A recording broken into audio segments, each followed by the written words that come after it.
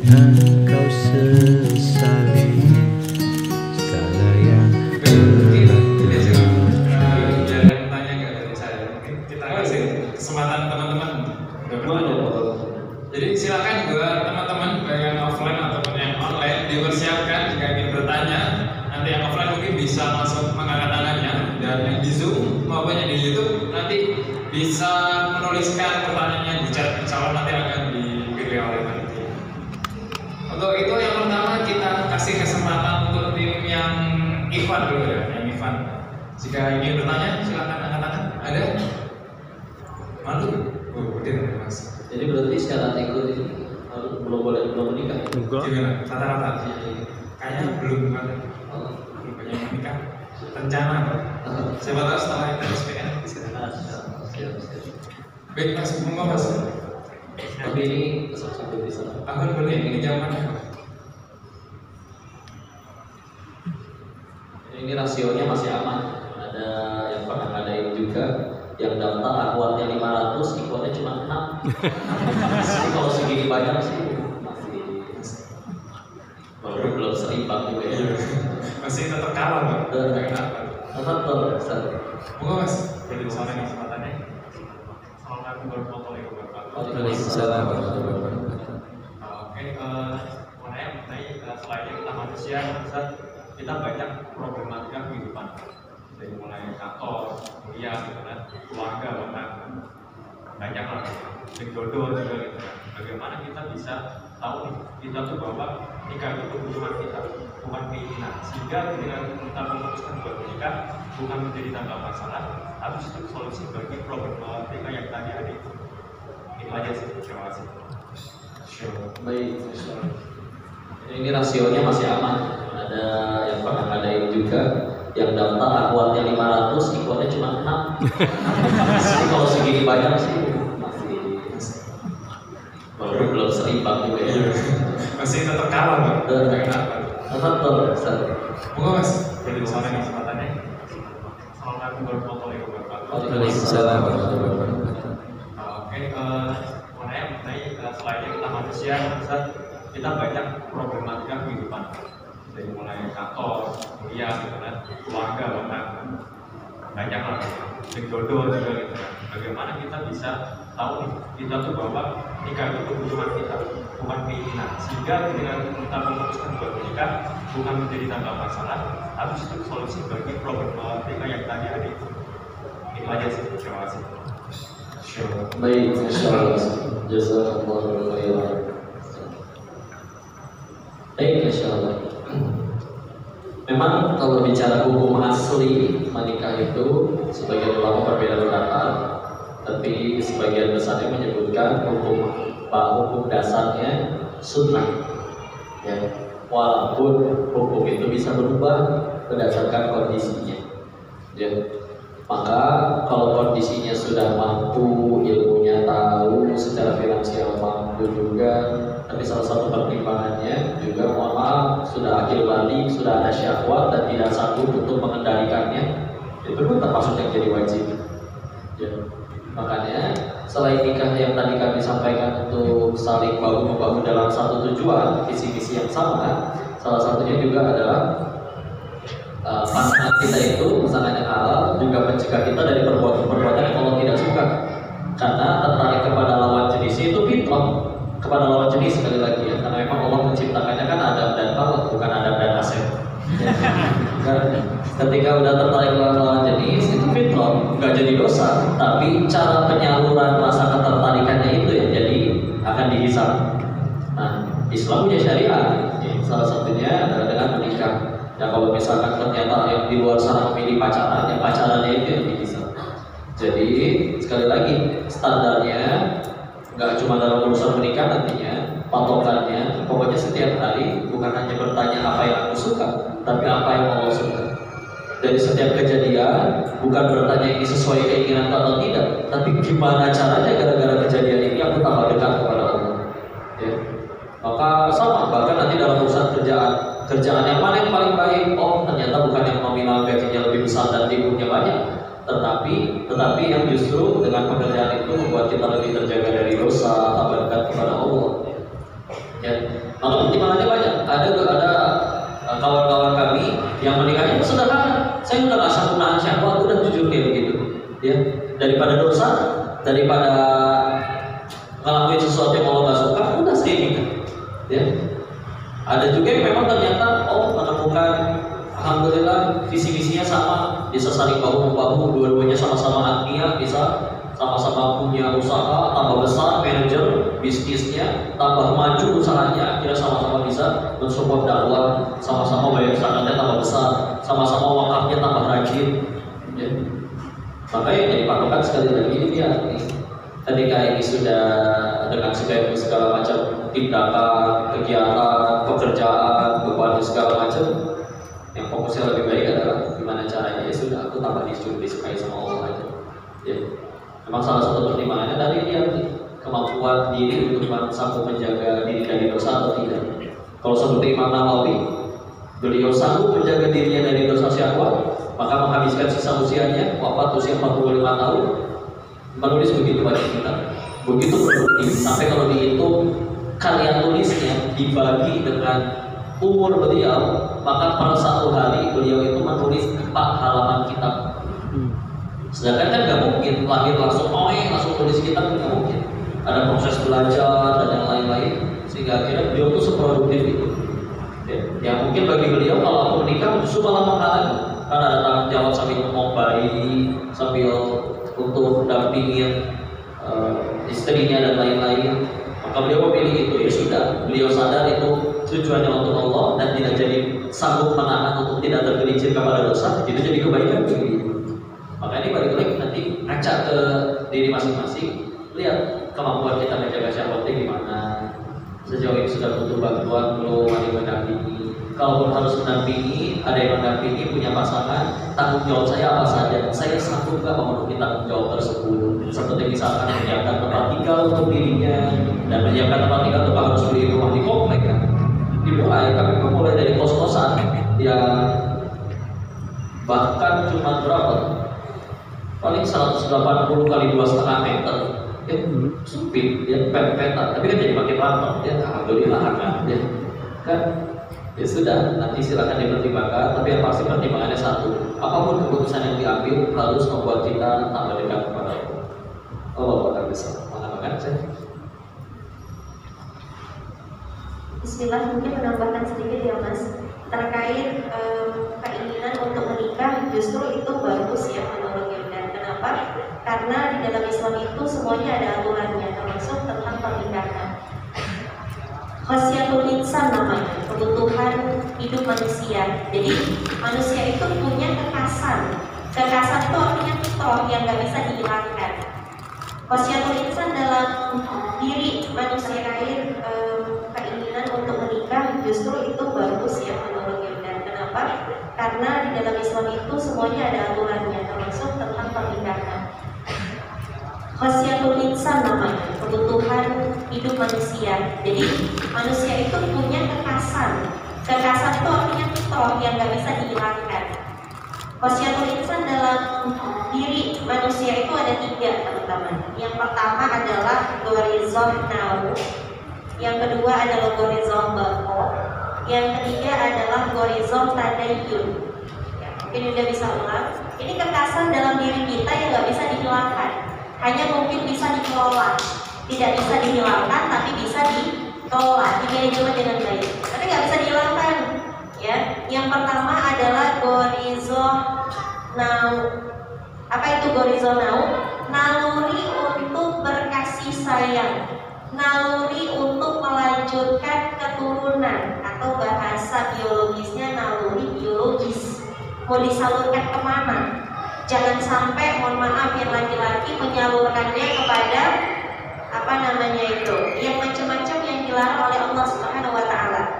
Kalau di orang yang nggak punya agama, kadang-kadang laki-laki mohon maaf menyalurkannya ke knalpot motor karena tidak paham tentang fitrahnya, kan? Tidak paham tentang fitrahnya. Jadi yang pertama, kalau ditanya apakah itu keinginan atau bukan ya menikah itu, ya alhamdulillah bagus kalau memang masih ada keinginan menikah, karena itu fitrah kasar pada diri manusia, tidak bisa kita ubah. Hanya yang bisa kita lakukan adalah mengelolanya agar cara penyalurannya sesuai dengan yang Allah atur, sesuai dengan yang Allah minta. Ya, itu goriza, naluri berkasih sayang untuk melanjutkan keturunan, dan itu gak bisa diubah teman-teman. Kita bicara gini deh, dia bilang aku gak mau nikah deh, ujung-ujung ternyata LGBT, gitu. Aku gak mau nikah deh, aku gak suka sama perempuan, ujung-ujungnya sama laki-laki, kan gitu. Itu namanya fitrah, itu gak bisa dihilangkan. Mungkin penyakit-penyakit seperti itu ya, satu godaan setan, mungkin dia sedang kesurupan ya sampai seperti itu, perlu diruqyah itu orang-orang yang LGBT kan, lagi bete sebenarnya, jadi nggak mau ikut syariat Allah. Tapi itu adalah kekasan dalam diri manusia, nggak bisa dihilangkan. Maka kalau ada muncul keinginan saya pengen nikah, justru bersyukur kepada Allah masih benar, masih pengen nikah. Dan yang paling harus kita syukuri, aku pengen nikahnya kalau laki-laki sama perempuan, itu harus kita syukuri banget. Karena memang pernikahan laki-laki ya sama perempuan, perempuan ya sama laki-laki. Hanya ada Adam dan Hawa tadi kata Pak Denis, bukan Adam dan Asher. Yang kedua ada namanya kekasan pada diri manusia, itu namanya gorizom bako, naluri untuk mempertahankan diri. Ini kekasan, ini nggak bisa dihilangkan. Contoh sederhana, teman-teman kalau udah pukul keras banget, teman-teman marah nggak? Refleks, kalaupun nggak marah, refleks berkata aduh, kan gitu. Atau refleks pukul balik, benar nggak? Itu fitrah, itu tidak bisa dihilangkan. Naluri bako, ya, gorizom bako yang ada kita kelola menjadi baik. Orang pukul kita kencang banget, itu pilihan kita, mau marah, mau balas baik, atau kita sabar dan mendoakan, betul nggak? Itu gorizom, itu nggak bisa dihilangkan, hanya bisa dikelola. Yang ketiga apa? Gorizom tadayun, naluri untuk menyembah sesuatu yang suci, naluri untuk mensucikan sesuatu, teman-teman. Itu nggak bisa dihilangkan. Teman-teman tahu orang ateis? Apa arti orang ateis itu? Mereka nggak percaya ada agama. Ini menarik. Ini dipisahkan sama Ustaz Malik Siau. Kita udah ulang berkali-kali kisah ini. Beliau cerita gini, pernah ketemu dengan orang ateis. Kemudian diceritakan orang ateis ini terjebak di satu lift. Tahu lift? Kalau kita di hotel itu kita naik lift. Nah, pada saat orang ateis ini naik lift, alhasil liftnya itu macet. Selama 2 jam lebih dia terjebak di lift yang macet. Pada saat dia terjebak di lift itu, apa yang keluar dari mulut seorang ateis yang katanya tidak percaya agama? Oh my God. Kita nanya dong, katanya nggak percaya Tuhan, Tuhan yang mana? Oh my God, itu fitrah, nggak bisa dihilangkan. Orang yang ngakunya aku nggak percaya Tuhan, Tuhan itu nggak ada, pas dia dalam keadaan sempit, pas dia dalam keadaan terhimpit, apa yang keluar dari lisannya? Oh my God, dia cari Tuhan juga. Itu namanya gorizom tadayun, naluri untuk bersandar kepada sesuatu yang lebih besar dari dia, yang lebih kuat dari dia. Ya, makanya tadi kalau pertanyaannya nikah itu keinginan atau kebutuhan, bersyukurlah masih ada keinginan untuk menikah, karena berarti kamu masih berada dalam koridor agama, koridor syariatnya. Karena memang gorizon nau, pelampiasannya yang Allah anjurkan, Rasulullah ajarkan adalah lewat gerbang pernikahan. Laki-laki itu punya syahwat, ya, yang kalau tidak dikeluarkan, yang kalau tidak ditumpahkan, itu akan tumpah kepada tempat-tempat yang Allah haramkan. Begitu pun dengan wanita. Jadi kalau memang masih ada keinginan untuk menikah, alhamdulillah, minta petunjuk dari Allah, minta pertolongan Allah, semoga dimudahkan jalannya. Allahu a'lam. Masya Allah. Baik, sebenarnya pertanyaan masuk masih banyak karena ini mungkin mengingat waktu ya, karena sebentar lagi dari Jogja dan Maghrib.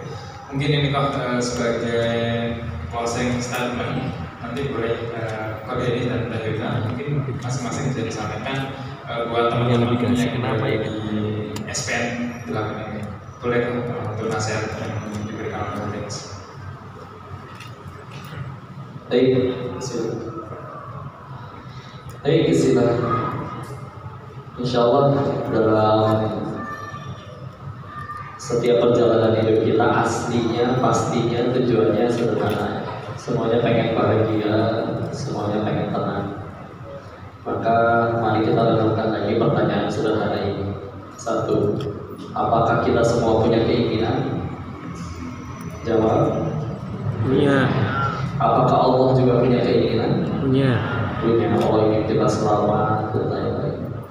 Sejauh ini dari lahir sampai detik ini, jawab jujur, kita lebih banyak mengejar keinginan Allah atau keinginan diri sendiri? Diri.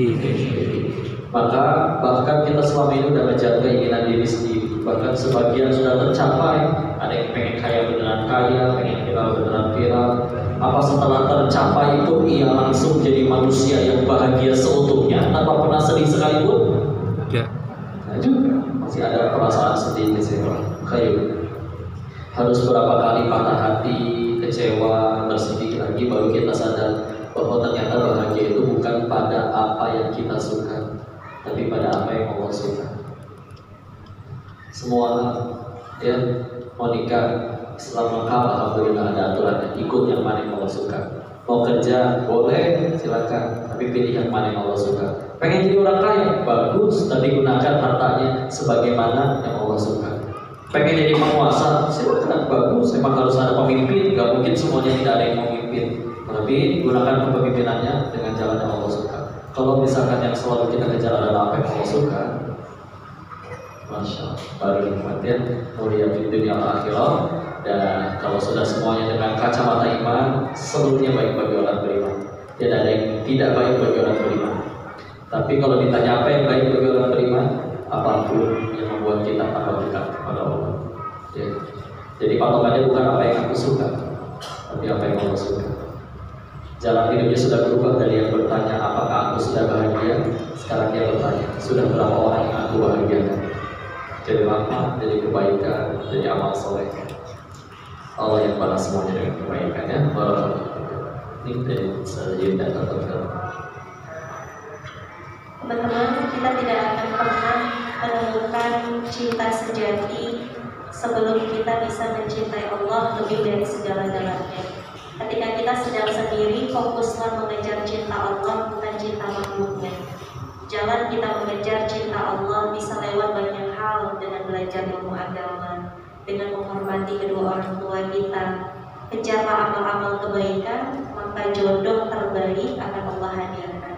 Jadi fokus kita itu adalah PDLT, perbaiki diri, lakukan yang terbaikmu akan memancarkan dan memantulkan jodoh yang sama kualitasnya denganmu atau Allah hadirkan lebih baik darimu. Jadi fokus kita perbaiki diri, lakukan yang terbaik, niatkan untuk Allah dan nama Allah pada hati. Insya Allah berkah dunia akhirat.